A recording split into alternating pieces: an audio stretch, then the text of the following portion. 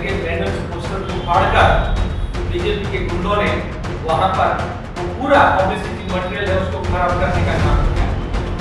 आप विरोधी विचारधारा को खत्म करने का, उस आवाज को दबाने का हमारे कई कार्यकर्ताओं पर पिछले चुनाव में भी और उसके आगे पीछे भी कई हमले हुए। तो एक तरफ जनता की आवाज बनने वाले विपक्ष के कार्यकर्ताओं पर आप हमले करोगे और कहोगे कि एट्रोसिटी से मत काम। दूसरी तरफ मैं पढ़ रहा था कि भाई लिटरेसी रेट पहले त्रिपुरा में केरला के बिल्कुल बराबर, केरला और त्रिपुरा हमारे देश के लिटरेसी रेट में बहुत आगे है। तो एम्प्लॉयमेंट में केरला में प्रॉब्लम है और त्रिपुरा में एम्प्लॉयमेंट के डेटा छुपाए जा रहे हैं। और डेटा छुपाने का कारण तो बोलेगा कि भाई नहीं यहाँ पे तो अनएम्प्लॉयमेंट इतना नहीं है।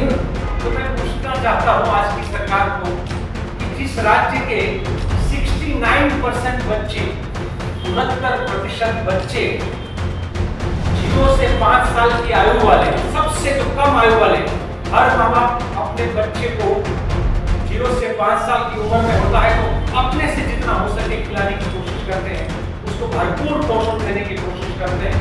और जिस राज्य के बच्चे 5 साल से कम उम्र के हैं वो 69% बच्चे कुपोषित, अंडर न्यूट्रिशन है। तो ये जो कुपोषित बच्चे हैं, अगर जिस राज्य का एम्प्लॉयमेंट ठीक ठाक हो, बेरोजगारी बिल्कुल नहीं हो, तो उस राज्य के बच्चे भूखे क्यों? उस राज्य के बच्चे कुपोषित। यहाँ पर ड्रॉप आउट, एक तरफ शिक्षा का रेट अच्छा दिखाई दे रही सरकार, पर ड्रॉप आउट का रेशियो 8वीं 9वीं के बाद जो ड्रॉप आउट रेशियो है वो इतना तेज गति से आगे क्यों बढ़ रहा है?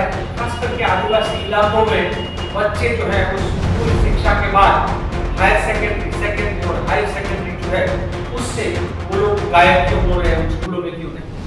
सबसे बड़ा मुद्दा है। और साथ ही साथ जिस प्रकार से भारतीय जनता पार्टी यहाँ पर किसानों के मुद्दे पर, रोजगार के मुद्दे पर, एट्रोसिटीज के मुद्दे पर विफल रही है, तो हमारे लिए बहुत बड़ा चिंता का विषय है।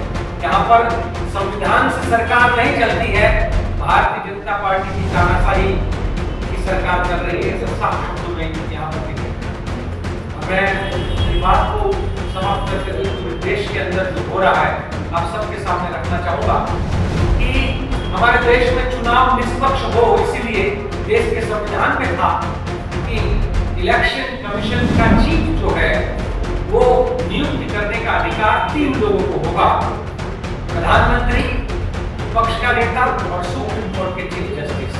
भारतीय जनता पार्टी उसमें क्या काला कारनामा करना चाहती है कि उन्होंने सुप्रीम कोर्ट के चीफ जस्टिस को निकालकर विपक्ष का एक नेता और शासक के 2 नेता, ऐसे करके उन्होंने अपने आप ही इलेक्शन कमीशन की न्यूट्रलिटी को खत्म कर दिया। वही काम ईडी और सीबीआई में, ईडी और सीबीआई को तो जैसे आज के हमारे शासकों ने पालतू कुत्तों की तरह उनका एक इमेज बना दिया। ये गलत है। हमारे देश की सीबीआई और ईडी जो है उसका इमेज इतना खराब होना ठीक बात नहीं है। तो हर मोर्चे पर भारतीय जनता पार्टी देश में लोकतंत्र को खत्म करने का, लोकतांत्रिक इंस्टीट्यूशंस को खत्म करने का काम कर रही है और उसी के खिलाफ ये लड़ाई है, क्योंकि अगर देश में लोकतंत्र नहीं बचेगा